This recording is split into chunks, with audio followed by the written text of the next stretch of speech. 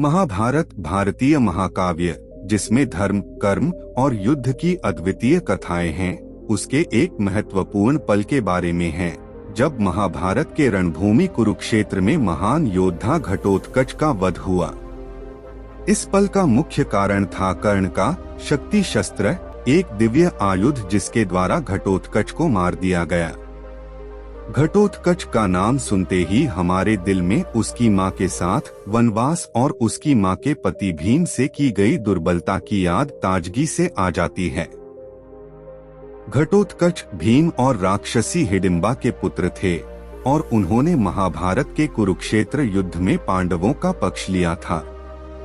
उनका वध कर्ण के द्वारा किया गया महाभारत का एक दुखद और महत्वपूर्ण पल था। कर्ण युद्ध के पहले दिन अपने दिव्य युद्ध क्षेत्र पर आए और अर्जुन के साथ तीव्र युद्ध की तैयारियों में व्यस्त थे। शक्ति शस्त्र विशेष था क्योंकि इसका एक ही बार मात्र उपयोग कर सकते थे और यह शस्त्र ब्रह्मा द्वारा आत्मसमर्पण के साथ बनाया गया था। कर्ण को शक्ति शस्त्र प्राप्त होने के बाद वह यह सोचने लगे कि किस बड़े और महत्वपूर्ण समय पर इसका उपयोग करें ताकि उन्हें विजय मिले। युद्ध के दौरान घटोत्कच ने बड़े साहस से युद्ध किया और बड़े आत्मविश्वास के साथ अपनी राक्षसी शक्तियों का प्रदर्शन किया।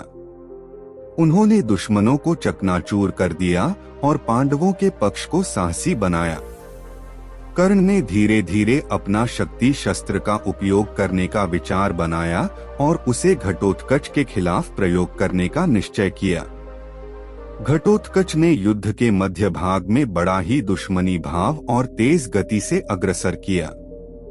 उसकी बड़ी सेना ने पांडवों को कई दुश्मनों के खिलाफ जीत दिलाई और उसने अपनी असली राक्षसी रूप में परिणत होकर अत्यंत भयानक दृश्य प्रदर्शित किए। इस समय कर्ण ने देखा कि घटोत्कच का आत्मविश्वास बढ़ गया है और वह बड़े ही जागरूक हो रहे हैं। इसलिए उन्होंने अपना शक्ति शस्त्र का उपयोग करने का निश्चय किया। शक्ति शस्त्र का उपयोग करने के लिए कर्ण ने अपने धनुष्य को विशेष ढंग से तना और बाण को वीर्य के साथ छोड़ा। इसके बाद वह अपना शक्ति शस्त्र घटोत्कच की ओर दिशा की ओर छोड़ा। यह शस्त्र अत्यंत तेज और अद्वितीय था और यह घटोत्कच के विरुद्ध असर करने के लिए उपयोग किया गया। जैसे ही घटोत्कच पर शक्ति शस्त्र का प्रभाव पड़ा, वह अपने राक्षसी स्वरूप से मानव रूप में लौट आए और व्यथित होकर अपने पिता भीम के पास गए। उन्होंने बताया कि उनका अंत आ गया है और उन्होंने युद्धभूमि पर वापस नहीं जाना चाहते थे।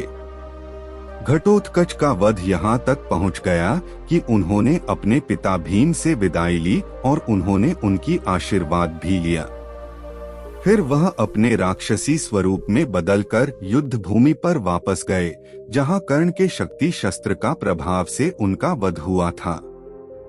घटोत्कच का वध एक दुखद घटना थी, जिसने महाभारत के युद्ध के प्रेरणा स्रोत के रूप में कार्य किया और यह दिखाया कि युद्ध में कई चुनौतियां और असंख्य दुखद पल होते हैं।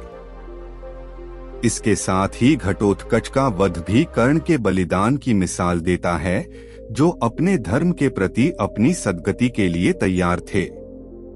महाभारत के इस प्रमुख घटना ने हमें यह सिखाती है कि जीवन में चुनौतियां और परिश्रम हमेशा होते हैं और हमें अपने मिशन को पूरा करने के लिए अपने सामर्थ्य का सही उपयोग करना होता है। घटोत्कच का वध, उसके माता पिता के साथ उसकी आखिरी मुलाकात और कर्ण के द्वारा उसके वध का वर्णन महाभारत की महत्वपूर्ण और गहरी कथा का हिस्सा है, जिससे हमें धर्म, कर्म और विचारशीलता की महत्वपूर्ण बातें सीखने को मिलती हैं।